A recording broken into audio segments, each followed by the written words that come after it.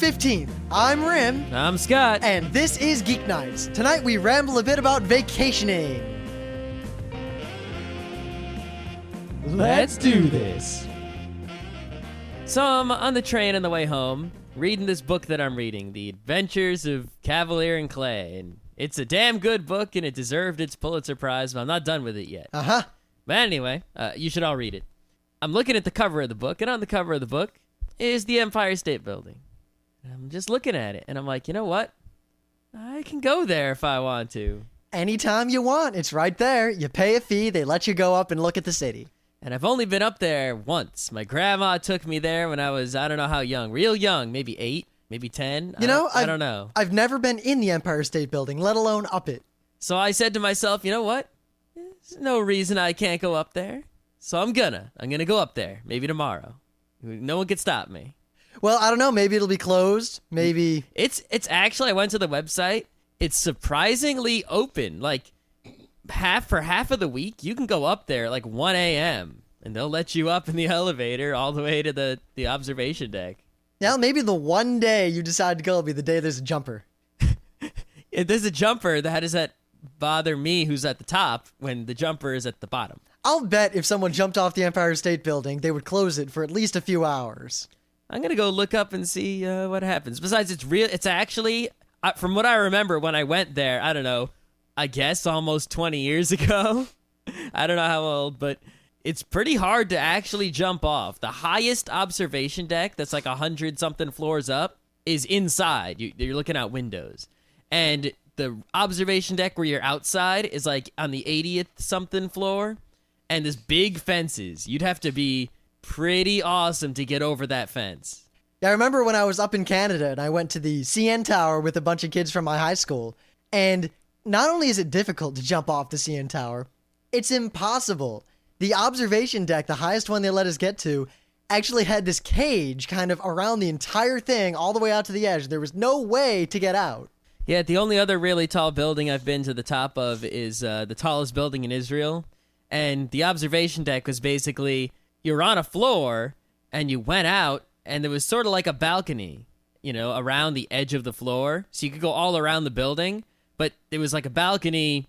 So there was actually a roof above your head, the bottom of the next floor, and there was a fence around the side. So you would have to basically break open the fence to get out and fall off. The one thing I learned, I didn't actually see anything from the CN Tower. There was nothing but clouds. Oh, I remember. I saw a lot. I still remember. I've only been to the Empire State Building once. Well, to the top of it once. I've been near it a zillion times, and I've went in the bottom part a couple times. But I've only been to the top once, and I still remember that all the little cars, they were so small. Oh my God, the cars are so small. And you can see pretty much everything. Like, you walk around to one side, and oh, Statue of Liberty is over there. And you walk around the other side, and you're like, oh, look, there's the rest of New York over there, and there's New Jersey over there. And there's the boats over there. But the primary thing I learned was that most people are incredibly skittish, even if all signs and all knowledge and all engineering point to perfect, undeniable safety. Yep. If you look over the edge, it's just sort of like this natural sort of vertigo inner ear kind of feeling that, it's like, whoa. I don't know. Maybe it was just because I couldn't see anything but clouds, but I actually, on a dare, me and another friend of mine climbed out onto the fence and then back. Yeah. Because the fence was solid steel. There's no way that was going to break. Yeah, some people are like, whoa, and then they run away. But like, if I look over the edge and there's sort of a natural, internal, subconscious whoa. But then if I just stay there for a few seconds, it's like, all right, cool. Yeah, but there were a lot of people who wouldn't even go near that fence. They kind of hugged the wall 10 feet back and obviously were shaken. Wusses. And it wasn't just like one person who's afraid of heights, because that I can understand. But it was the vast majority of people. Wusses. More interesting was inside that floor, because the top of the CN Tower is like this UFO kind of thing. Yep. It's still like the Space Needle, but not. Inside it, there's glass under you. You can walk on glass and just look down at the ground. Yeah. And sometimes glass elevators can get you. You know how many people would not walk on that glass? And at one point, I had nothing to do with this, but I was standing on the glass looking down, and a couple of my friends were standing on the glass looking down. And an unnamed other friend of mine walked over and stood on the glass, and then proceeded to get everyone's attention, and then jump up and down as hard as he could. I was about to say, but that's the thing about standing on glass is that, looking down, of course, it would be the same as the whoa, and then you get cool. But I would, glass is sort of fragile. Most glass It was like 6 inches thick. I know, but most glass you encounter in your everyday life is fragile and easily breakable. And like if you stood on, say, the windows to your house, you might break them. So when you encounter something that looks almost exactly the same, like even I would sort of have to get down and test it and be like, okay, it's 6 inches thick, and then I would stand on it. Well, it was expected that you stand on it. It was all over. Like the floor was covered in these giant tiles. Yeah, then I'd be fine with it. Yeah. As long as I trust that the engineer of the building and the fact that I don't see dead bodies or anyone else falling down is enough for me. It's always like, I remember when we were at the New York Comic-Con, and there's rails everywhere to make sure you don't fall off all those balconies and walkways. And imagine any modern public building, like a mall. Yeah, or anything. You know how in a shopping mall, when you're on the second floor, like the hallways in the mall are only on both sides of the mall, and in the middle there's usually like a big hole, and you can look down into the first floor of the mall. And there's a railing that goes around to keep you from falling onto the first floor of the mall. Imagine if there were no rails. Yeah. I've been in a couple of buildings that were kind of like that, and it's always a little bit, not necessarily unnerving. Maybe it's just because so few buildings are like that. But also at the same time, I can't really bemoan that fact, because without the railings, I wouldn't really blame someone for just walking off, because sometimes you're just not paying attention. Yeah, see, if it didn't have the railings, like if I was alone in the mall, I would be pretty confident just walking down the hallway with no railings. Yeah, I mean, it'd be all right. But there's other people there, and also, I don't like to have to really pay attention to not falling off. It'd be like if you were driving without the lines on the road. Yeah, because while I might not, be stupid enough to walk off the edge and fall down to the first floor and hurt myself or possibly die, I might slip and fall, or I might bump into someone, or someone might bump into me, or who knows? That lady might ricochet. Someone might drop something. Like, what if I drop something, and I get down on my hands and knees, or like, what if you're just walking and then your cell phone rings, so you reach to grab it, and in that second, you just walk right off the edge? Yeah. I can see that happening all the time. It's good to have railings like that there. Yeah. It's good to have a fence around the top of the Empire State Building.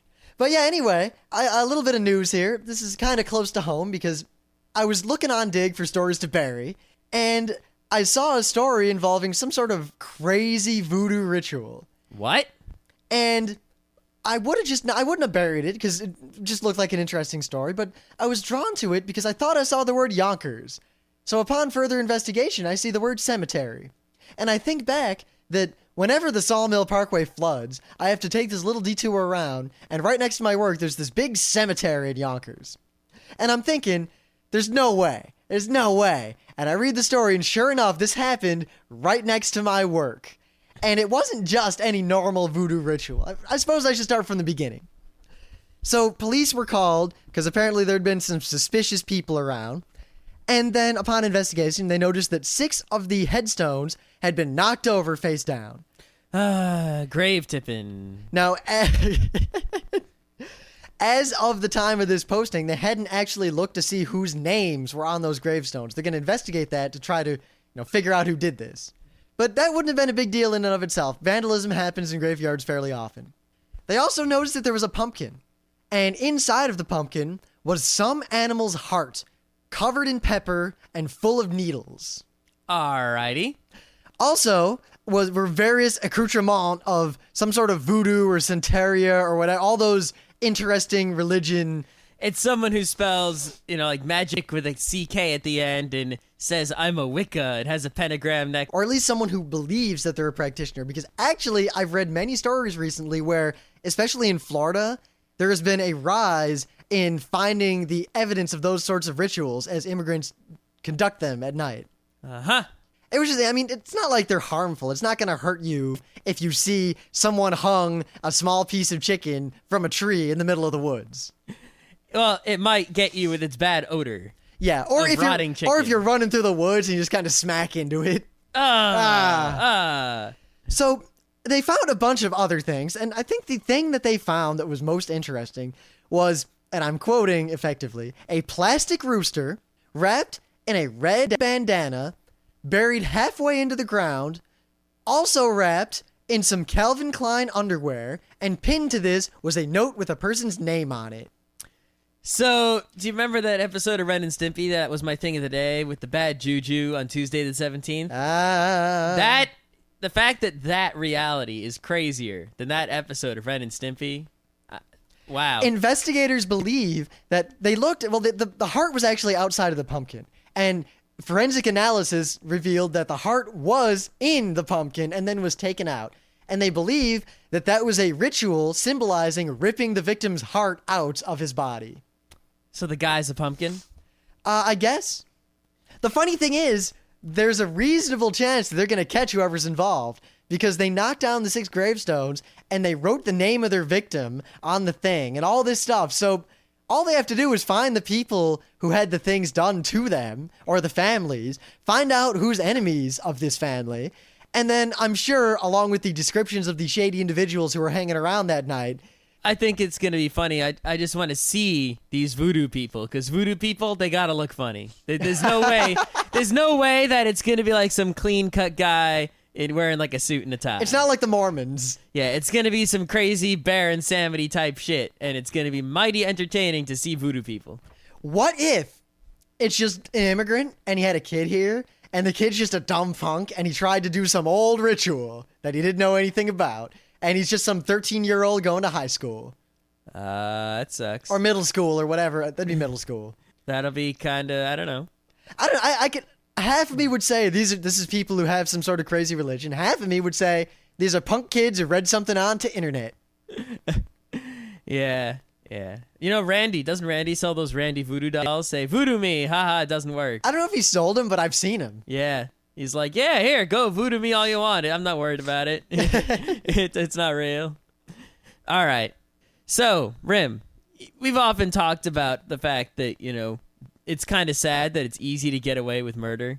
Yeah, it is pretty easy to get away with murder. I mean, Scott and I have conversations like this a lot, and along with the Front Row crew, where if someone wanted to commit a murder and they wanted to get away with it, and they actually didn't have a motive other than getting away with it, there's no way they'd be caught if they're even halfway intelligent. Yep. But anyway. So, one thing you're going to want to do to make sure you don't get caught if you're planning on murdering someone is to go on Google and search for how to commit murder. I recommend actually doing the search, so that you can get away with it and perhaps learn something about murdering. I guess if you want to be successful, I don't know. Even though I don't want you to be. Okay, anyway. But make sure that you delete your search histories and perhaps encrypt your hard drives. So Google didn't give it up. It was just whoever committed the murder was so dumb. Google didn't give it up. Basically, they were suspected of murder. The cops came and took the computers. The cops investigated the computer. And, let's see what's in the search history. How to commit murder. Instant poisons. Undetectable poisons. Fatal digoxin doses. Wow. I wonder who killed this guy. Could it have been his wife who searched on Google for how to kill? This is interesting because how to kill from Tank Police. Anyway. How to kill. See, she should have just bought that book with cash. She would have been all set. Yeah, then burn the book when you're done. Actually, I don't think in Tank Police that was a book. I think it was a periodical. It was definitely a magazine. Anyway, this is an interesting dichotomy because on one hand, this woman was smart enough to use Google as opposed to any other search engine and was smart enough to do her research. But then she was also stupid enough to get caught. You know what? She might be smart and just not computer savvy. Yeah, I mean, even without this incredibly damning testimony that, of the people who investigated the computers, they suspected her enough to take the computers and get a warrant to search them in the first place, so she can't be that smart. See, that's the one good thing, is while it's easy to get away with murder nominally, it's not nearly as easy to get away with murder where you have an actual motive. Yeah, it's like if I killed Rim, that's real hard to get away with. If I killed random guy who lives in another state while I was passing through the town on a road trip, there's almost no chance of getting caught unless there's a camera. That's why serial killers are so scary, because a lot of times they don't have any connection to their victims. They pick them semi-randomly, or maybe based on, they want to kill blonde Asian pygmies or Yeah, whatever their thing and they also is. barely leave any evidence behind. Or they leave a ton of evidence, but because there's no lead, the evidence is useless. Yep. I mean, all right, you got fingerprints, you got DNA, you got a picture of the dude with his mask on. That doesn't help you at all if you have no idea who it is, have no lead at all, don't even know what state to look in.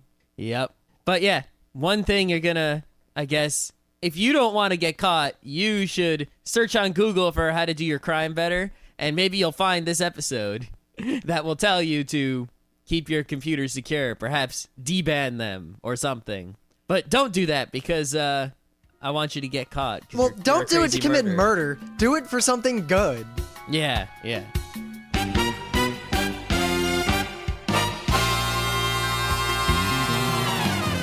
Things of the day. I'm a big fan of roller coasters. When I was in high school, I was a much bigger fan of roller coasters, mostly because back then I could still ride them. We can still ride them now. We just don't, even though we want to. Well, because they're all very far away. Well, I tried to get everyone to go this past summer, and we ended up not going. Partly because every time we all got together, we had better things to do that didn't require as much travel. Yeah, I mean, we could have done it, just people didn't, want to put in the requisite time and effort and money. Well, I hate to say it, the real issue for me is that I've been to Cedar Point, and I really, if I'm going to ride roller coasters again, I want to go to an equivalent park. I think it's just because you've only been to Cedar Point, you don't realize that other places also have good roller coasters. Yeah, but they only have one or two. Cedar Point has more roller coasters in one place than any place in the world. Perhaps, but other, crappy places only have one or two. Like Six Flags New England has like 5 or 6 or 7. Or 5 or 6. They have a lot. Maybe even 10. I don't know. I haven't counted. But yeah, there are other places have enough roller coasters point is and enough rides to be worth it to go. Because the problem is they're all kind of far away. We'd have to drive a couple hours, and they all cost a lot to get into. Yeah, that's what it costs to do those things. Yeah. It's cheaper than Disney World, which is like hundreds of dollars to get in for a day. Actually, if you like roller coasters, there's no reason to go to Disney World. As much as I like Disney World, they pretty much have crap for roller coasters. Yeah, it's not a roller coaster park. It's a theme park. Yeah. It's a big difference. You go there for a different reason. Yeah, I mean, you go to Cedar Point, you pretty much have to be hardcore about roller coasters or you're not going to have fun because there's nothing else there. Yeah, most other places tend to have more of a variety. They have other things. Yeah, well, when They I was don't concentrate just on the roller coaster. when I was a kid, that's what I was into. I really liked roller coasters for a variety of reasons. But anyway, I've ridden almost every kind of roller coaster. I could go at great length about all the different kinds and how you might think one's one kind's the other, whatever. There's a kind of roller coaster that I did not know existed until now. I guess you would call it a human-powered steel coaster, meaning, effectively, you get in these bicycle-like contraptions, and you ride it on a roller coaster track. Now, what if you're not strong enough to make it up the hill?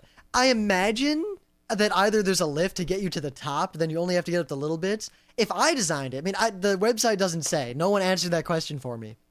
If I designed it, I'd make it with kind of a ratchet mechanism. Like, you know when the roller coaster clicks going up? You know what that clicking is in most cases?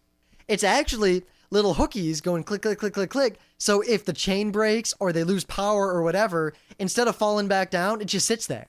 Yep. That's what that is. I would put the same thing on this, so if you get tired going up the hill, you just stop as opposed to falling to your death. Ah, that's a good idea. But what if what if one person is really, unfit and they take forever to get up the hill? They're blocking the person behind them, and that could ruin your ride. I also imagine that they have contingencies in place, or maybe because it's Japan, they just don't let fat or unfit people on. Or, it's Japan. Oh, all right. That makes sense. It's actually at a Washizan Highland Park in Okayama. Uh-huh. And the thing is, most roller coaster parks are built in like flat open land. This thing's built like on the side of a mountain, and this roller coaster's just on this mountain. Maybe it's easier to build then because you can use the mountain as the support for the higher parts of the roller coaster, and thus you have to build less supporting poles. Well, they did that in Vegas. They built a roller coaster whose hill was on top of a big building. Yeah. Which was kind of cool. The roller coaster was kind of crap, but that was just the fault of the roller coaster design, not the idea. Yep. But check out these pictures. This thing, it's very difficult to frighten me or to unnerve me or anything. I'll ride any amusement park ride. I once rode a ride that is banned in every state of the union except Michigan and Kentucky. What ride is that? It's this carny ride that basically you spin around in a big circle. And inside of the circle, there are 4 pods, and the pods spin around independently. And the ride is not controlled by a computer. The ride is controlled manually by a carny with 3 big levers. Uh-huh. And he has to manually spin all the different bits and move it around and time it. And if he does it wrong, the ride can generate enough force to actually crush you. You ever ride the Roundup? I don't know. I don't know much about carny rides. I only know a lot about roller coasters. Oh, I think I found the Roundup. Yup, here it is. I found a picture of it online. Is the Roundup worse than Chaos? This is the Roundup. Oh, I've been on those. Those things are awesome. You're basically, there's a big ring, and the ring has, around the edge of it, a fence. And you stand up against the fence in these little booths. It's a centrifuge. Yeah, and you hold on to it, and it spins around, and then the it floor goes drops up. out? No, and then it goes up. Ah. It goes around and up, hence the Roundup. Well, when I went to space camp, one thing they had there was the same kind of deal, only didn't go up. It just went around in a circle. And the floor drops away, and you just kind of sit there stuck against the wall. Well, while we were riding it, the guy running it says, "Will you kids keep quiet if I do something awesome?" And we all said, "Yes." And he proceeded to, because he was in the control booth area in the center that doesn't spin.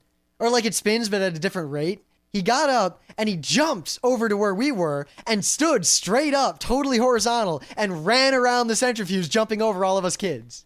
Those are good times. And then he pulled out, he had a can of beer with him and all this other stuff, and he's tossing it around with the guy and doing all these tricks and awesome stuff. And then he warns us again not to say anything, and then he gets back in the center, slows the thing down, and lets us all get off. So, a human-powered roller coaster, you say? Human-powered roller coaster. It might be crazy enough to work. I particularly like the third right-hand corner of fear, or whatever they call this one corner. Do they really call it the third corner of fear? They call it something like that. Do you pass out in that corner? Poor Ikatani. Okay. He couldn't deal with this. I wonder how many people got that initial D joke and how many didn't. Well, it's Thursday, so only the coolest of cool people listen to Thursday. Ah, okay. Anyway, so Flickr is obviously the photo album of the 21st century. If you don't know about Flickr, have you been living under a rock or what? It's one of those drop the E to talk about the way Twit classifies websites. Yeah. Well, you know, I usually think about Flickr in terms of me putting my photos somewhere so that they can be downloaded a lot without losing bandwidth to me or without costing me a lot of money. And I never really think to go and say, I wonder what really cool people are on Flickr. Like, imagine if someone was like, I don't know, like my mom's cousin who's a geologist and she goes to volcanoes and stuff. If she had a Flickr, that'd be pretty damn cool. Well, you know, it'd be even cooler, and it actually exists. The Los Angeles Fire Department has a Flickr. Ooh, I like fireman pictures. It's really awesome because you have pictures, like the pictures that are the newest are of the Los Angeles Marathon of 2007 and all the people who like passed out and they're wheeling them away on wheelchairs and stuff. And then they got slightly less recent pictures of them putting out a brush fire in some park with helicopters carrying water. And then they got pictures of some lady who drove a car into a swimming pool, and this car is at the bottom of a swimming pool. And basically, anytime the Los Angeles Fire Department sees something crazy, there must be someone there who's taken these really good pictures and putting them up in this, I'm pretty sure, official Los Angeles Fire Department Flickr. And it's pretty, the photos are really high quality, and it looks official to me. Well, my dad is actually, I mean, he's high up in the Detroit Fire Department. He's one of the top dogs, and when I was a kid, I remember whenever we went for walks, he had the nose for it, because actually, you'd be surprised how many house fires there are in Detroit. But if he smelled a fire, we'd track it down, and it may sound weird, but a pastime of my family was watching houses burn as firemen try to save them. Eh? He'd also listen to the scanner, and we'd drive out and watch fires fairly often. More often than you'd think would be prudent or expected. Well, also, you can relive that by looking at this Flickr account because there's a lot of fires and a lot of car wrecks and a lot of firemen putting them out. I do like pictures of fire a lot. I mean, I remember the calendar my dad gave me one year was this internal fire department calendar, and it was just pictures of houses on fire. Here's a car upside down next to a fire truck. It's pretty cool. Oh, they're cutting down a tree with a chainsaw. They got any of them using the Jaws of Life? I'm sure there are Jaws of Life pictures in I like here. the Jaws of Life a lot. I also like here's what? LA Fire Department Command Staff salutes Chief Bameter. Okay. The fire chief and first lady of the fire department. Oh, there's some sort of ceremony, and they're all wearing their fireman uniforms of fanciness. Huh. There's all kinds of good pictures in here. If you like fire, or you like firemen, this is a good flicker for you to look at. There's a lot of pictures. I don't think there's anyone who dislikes a well-oiled fireman. There's 54 pages of pictures here. Up, the very first picture is the official seal of the LA Fire Department, and the second picture is the U.S. flag. So we were downstairs with Alex and Emily eating tacos that I'd made. Taco. And we were trying to come up with a show to do tonight. As we seem to be doing lately, we're not really planning ahead these last few weeks. No planning ahead at all. We should plan ahead next week, this weekend. We'll see. Luckily, it looks like all of our plans to go out of town have fallen through. We'll see what happens. I got stuff to do no matter what happens, so it doesn't matter to me. But we realized that pretty much the best resource we have to figure out what to do Thursday shows on is other people who are in our house. Of course, usually when we ask people what to do the show on, they come up with the same ideas we have, or they come up with no good ideas, and it's not very helpful. Tonight, we got a bunch of good ideas, and probably the best one, at least the easiest one to do right now. We're going to talk a bit about family vacations and vacationing and travel and all that. Well, it is spring break, I think, for a lot of people, if not soon. So vacation's a pretty relevant topic in that regard. Yeah. Plus, it's kind of interesting how my life as a geek, well, first as a child, and then as a geek child, and then as a college geek, and now as a full-grown geek, how vacationing always has these different connotations, and it's changed as to what I consider a vacation as time has gone on. I mean, it went from the family vacations, driving in a van with the whole family, including grandma, down to Florida and back. And then, to college where we didn't have any money. So vacations were like, go to a con and not have food to eat. Vacation was sit in the apartment and not have to do schoolwork. I got to admit, those are still some of the best vacations I've ever had. Those were some damn good vacations. That summer we spent at RIT, not going to RIT, was probably one of the best summers of my life. That was definitely one of the considered. best summers, I cannot deny. And then now we have money again. Just sitting around playing putt-putt DDR, listening to Eurobeat. Good times. Yep, I'd work at DeBella's, which Playing required Puerto no Rico work. 5 times a day. Randomly driving to the beach or trying to play badminton with Luke. Those were good days. One time we tried that. No, we tried to play badminton twice. We did? We did. Okay. We didn't succeed in playing the second time. We couldn't find all the bits because we lost something from the net. I actually saw a really good badminton video on the internet, so I'll find it, use it as thing of the day next week. Man, I was really good at badminton when I was a young kid. I'm probably still really good at badminton. I'm terrible at it now. I mean, I'm not good like I could play professionally or competition-wise. Oh, no, have you ever seen but professional badmintoning? Well, that's the thing I was going to use the thing of the day. So of course I've seen it. But I'm better than most people at badminton because I actually tried to play it a lot. Nah. I'm also okay at volleyball a little bit. It's surprising. I'm better at volleyball than you'd expect, but yet at the same time, I often will fail spectacularly at the critical moment in volleyball. I'm equal in skill, I think. I can serve really well. Really, like, people were making fun of me at IBM and the volleyball team with this intramural thing going. Because I was generally useless. And I could set up for a spike, kinda, but half the time I'd send it off in the middle of nowhere. See, spiking is the only, real deficiency I have in volleyball, just because I can't jump high enough. See, spiking I could do. I couldn't set up. I couldn't return a normal volley. All I could do was spike. Do you know the technique? Kinda. I A bunch of can people teach it taught to me. you. Yeah, I wasn't good at it. I always screwed it up. Don't screw up. But here's the thing. I would surprise everyone because the one thing I could do really well is serve. Serving's not hard. Well, no, I could do the jump overhand serve that came in like a bomb and no one ever returned it. I do that too. Yeah. Yeah. It's not difficult. So I'd get 8 points for my team, and then I'd spend the rest of the match until I was serving Losing again. 10 points for the team. Yes, pretty much. Yeah, good job. So as a result, I was useless. You're the MVP of the other team. Oh, yeah. All right. But anyway, yeah. So vacations now were cons and Wildwood and all that. Now that we have money, we're actually considering doing vacations again, actually planning to go somewhere. I think what I want to do is I want to go far away because most of the time when I was vacationing as a kid, I mean, we never left the East Coast pretty much. I've never been west of Michigan and Ohio. I've never been west of Chicago. I've been as far west as Chicago in the north, and I've been as far west as parts of Tennessee in the south. I've been as far south as Florida and as far north as Canada, Ontario, and I've been as far east as Israel. So Yeah. it's kind of crazy and backwards. Yep. Well, I mean, as a young kid, every year our family always went on 2 vacations, and one of the vacations was always to Cedar Point for a weekend. Mm-hmm. Or sometimes just a day, depending on finances and time and whatever. But I went to Cedar Point every single year of my life. From when I was 2 years old, my parents brought me along until I moved away to RIT, and I haven't been back since. See, pretty much every year my family would go on most years, my family would go on a real vacation that was about a week long, maybe longer, to somewhere. Often it was New Hampshire or Florida. Once I think we went to Lake George with some cousins and had a little cottage. That was a fun time. A lot of silly memories from that one. Power outages and, as a result, water outages and hilarity. My brother stealing M&Ms. Nah.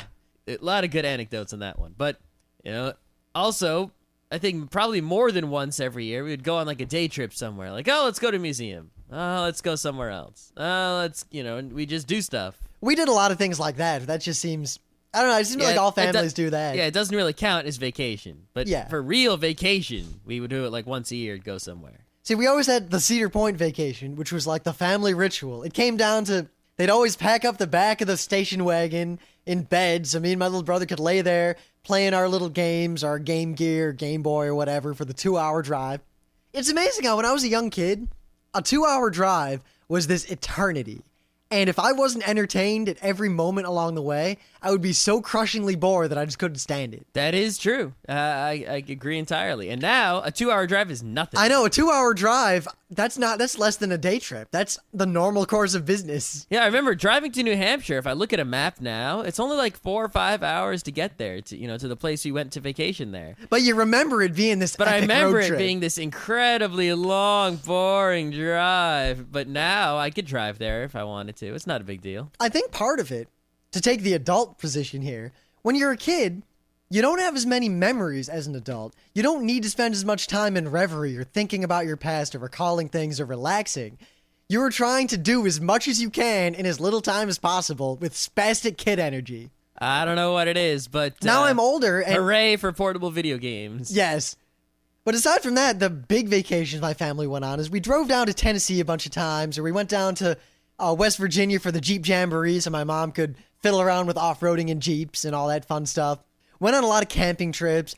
One time we took my grandparents' giant conversion van and drove down to Florida and back for Disney World and a whole bunch of stuff. I remember going to the Cape Canaveral Space Museum and Space Camp and Huntsville and all sorts of just typical family vacations. Yeah, we did the same shit. Most of the time we went on vacation, I don't remember a single vacation we went on where there weren't video arcades involved. It was pretty much, hey, let's go play video games. Yeah. Woo! Actually, I was spoiled with arcades because Cedar Point has one of the biggest old school arcades out there. You haven't been to Sesame Place. Oh, it's not the biggest. I can't pretend it's the biggest. But The place we went to in New Hampshire, is the Fun Spot is there, which is pretty much the arcade of the country, perhaps of the world. We went there because Fun Spot was there. My parents pretty much gave up on going to places, that happened to have an arcade. And we went on vacation to the arcade that was also a lake. So my mom was happy there was a lake and there were restaurants and touristy crap, but we would spend a lot of time playing mini golf and video games. Yep, I remember one time when we were in Cedar Point and it was stupidly hot out. It was the middle of a heat wave. It was over 100 degrees. So we had to get out of the heat for a little bit. We weren't going to stand in line for an hour and die. Even though, not too long after that, they put in these misters, which were actually really cool. They misted you in line with a big fan and water so you didn't get hot. Sounds good to me. Yeah. But anyway, so we went into this arcade, the giant arcade at Cedar Point, and me, my little brother, my mom, and 2 other kids rotated in and out on a Simpsons arcade machine until we beat it. Yeah, Simpsons Arcade. Yep, it was a dumb game, but you know what? For some reason, it's just the vibe of playing it with a bunch of people. It can't be beat.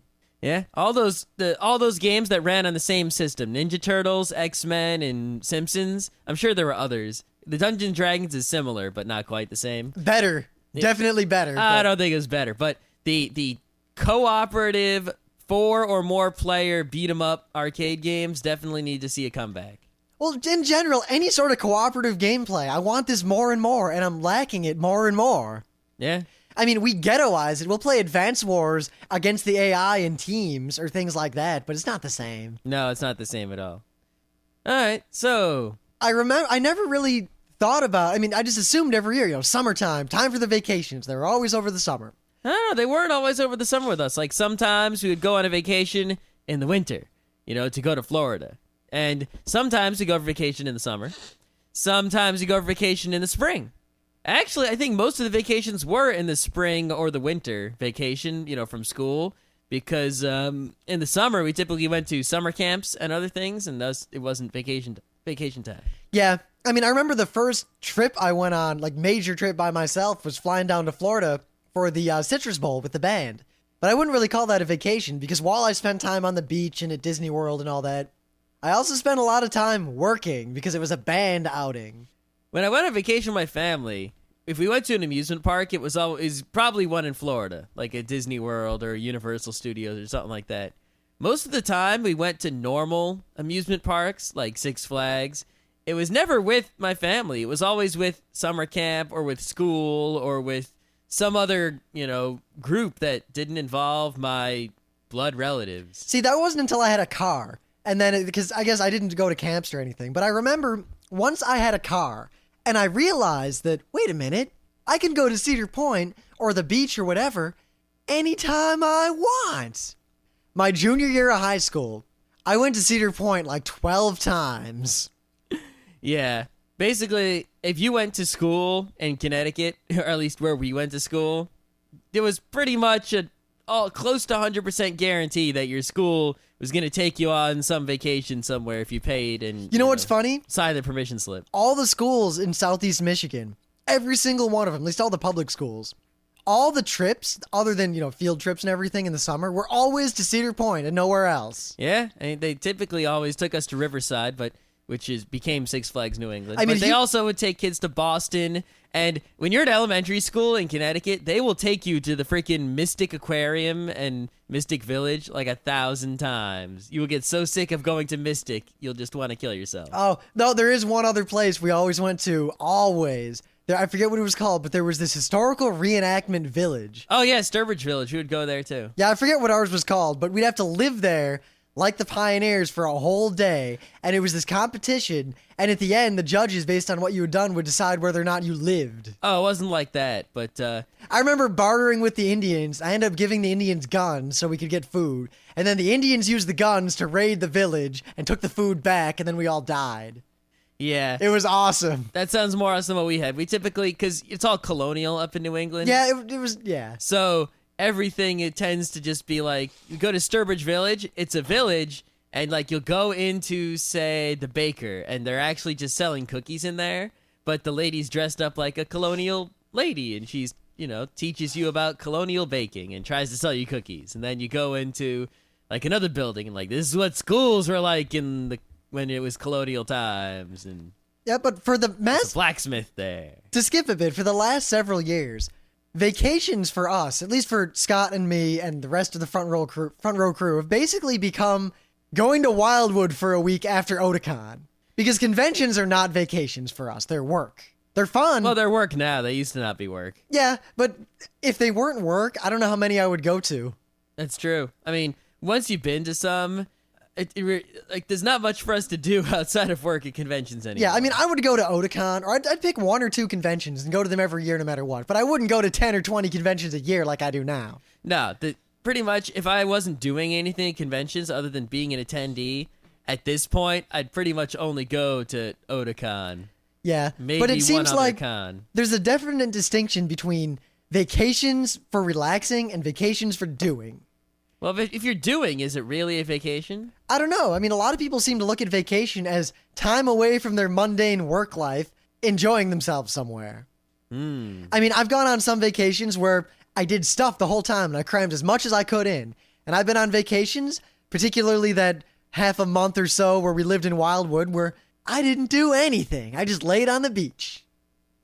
And that's what we've been doing a lot lately. Every year, it's like we do Otakon, the big trip, and then we just lay on the beach for a week.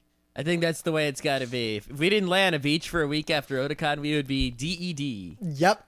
Well, remember, we couldn't talk for about 3 days. Oh, it's true. The most recent one, yeah. I'm not looking forward to what's going to happen at this Otakon, especially if they let us do all the stuff we've proposed to do. Yeah.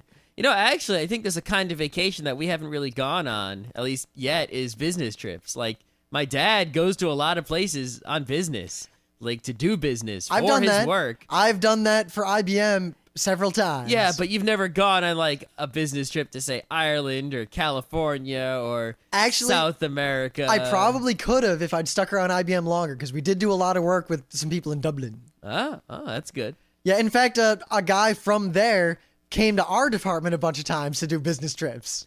That's cool. All I remember is that because IBM paid for it, he got a rental car. It's the only way to get around in America.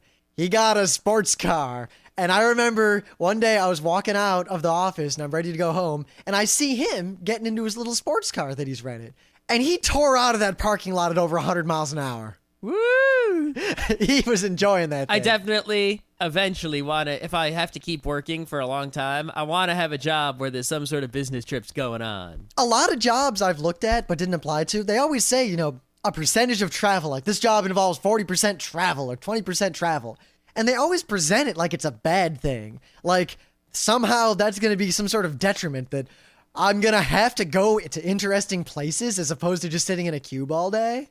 I think the problem is a lot of business travelers, when they travel, a lot of people are just too serious about their work. They go somewhere, they do their work. Maybe they're the kind of people who are afraid of being someplace new.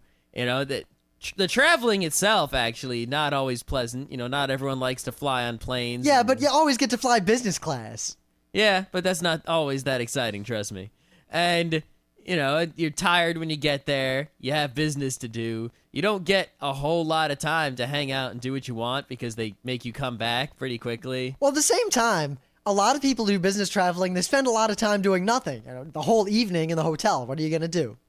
And that's not a problem for people like us, because we have things like DSs and the internet.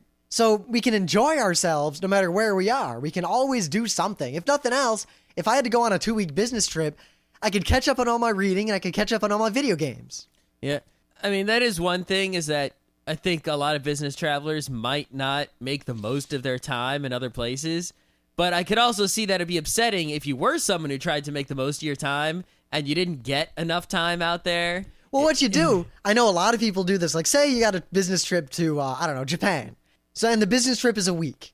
Take a week's vacation right after it. Stay in Japan on your own dime for the rest of the week and enjoy it. Yeah, you could try and go for that. It's not always easy, but, and plus usually when you spend your vacation days, you're planning that well in advance, and business trips seem to sort of come up. No, they don't. Only if you work for a weird company. Yeah, I don't know. I don't think they would tell you about your trip somewhere else like a year in advance. Most business trips I've known generally when I'd be going, months and months and months ahead of time. Yeah. All right, that's not bad. Granted, all my business trips were to super lame places, but I'm not going to get into that. Yeah, I guess we just won't know enough about business trips until we go on some. Though, whenever we get hotels for Otakon or Katsukan, and the hotel always asks business or pleasure. I always say business because I'm doing more business than I am anything else. That's a funny one. Yeah. But honestly, we're going to see who else wants to go in on us, but probably next summer, we're thinking of actually going on a trip to overseas somewhere. We're not sure where yet. We got a lot of vague ideas.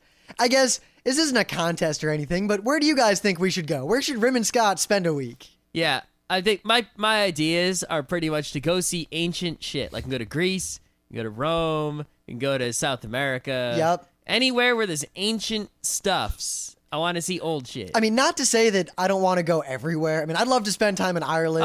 If I had a plane, I would just fly around the world and see everything. But, I mean, really, we're thinking Italy, Greece, and somewhere along the Mediterranean. I kind of want to go to Turkey. Turkey's not so bad. I want to go someplace warm. Nah. Warm is good. So the Alps are out. So is Everest. Everest can wait. Didn't you want to climb Mount Everest? I do, but it's cold. That's kind of... I want to go up there because I didn't realize that you could see space from up there. But I also don't want to go because it's hard and it's cold. Yeah, and a lot of people die. And a lot of people die and they just leave you there. Yeah. Plus, I mean, think about it. All the technology we've got and all the massive amounts of planning and engineering and time and effort you can put into climbing Mount Everest. And a lot of people just still die. Couldn't we just make like an Everest evader or something? Or Just like fly up there with a helicopter and then fly back down. I don't think you could do helicopters. I don't think it would be too wise. Why not? Well, one, the air is thinner that high. I don't know how high helicopters You can just go. have to bring some air with you. I'm talking about the air the helicopter flies in. I know. Bring some with you. So you're saying pressurize the earth. Yep. Yeah.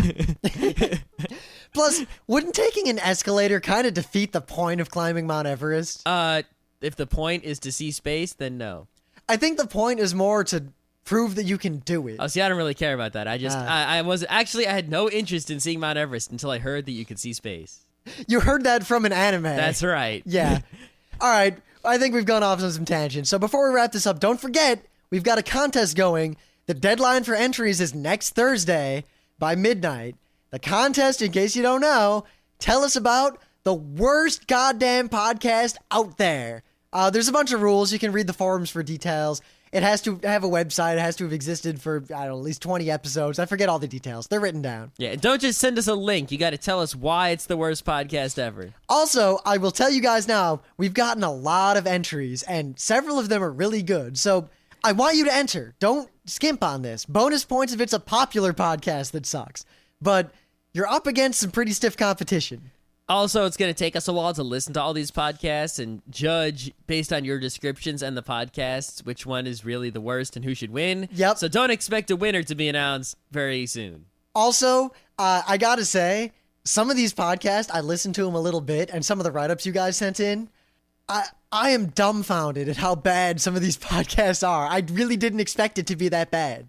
Yeah, it's sort of like I can draw. If I try to draw something, I'll draw some stick figures, maybe something a little better than a stick figure. It's bad, but imagine if I drew that bad stick figure, put it up on a DeviantArt and said, check out my awesome arts. And then kept drawing them for weeks and weeks and weeks and without kept end. acting like they were awesome and was totally serious about it. I'm not sure if it's hilarious or sad yet. Because on one hand, I hate to rag on someone who is on their own dime providing content to the world, trying to do something because they think it's good. Someone who has a hobby and is excited about it. But at the same time, it's really hard not to have a rollful session about a super nerdy kid trying in halting nerd speak to explain the difference between Captain America and Captain Marvel. So they're both dead. Yeah, we're spoilers. Oh no! All right, I think we're done. We are done.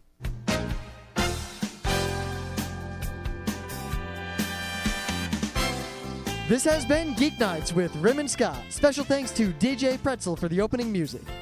Be sure to visit our website at www.frontrowcrew.com, where you'll find show notes, links, our awesome forum, a link to our Frapper map, and links to all the RSS feeds.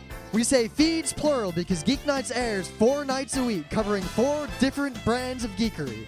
Mondays are science and technology. Tuesdays, we have video games, board games, and RPGs. Wednesdays are anime, manga, comic nights. And Thursdays are the catch-alls for various rants and tomfoolery. You can send us feedback by email to geeknights@frontrowcrew.com. Or you can send audio feedback via audio.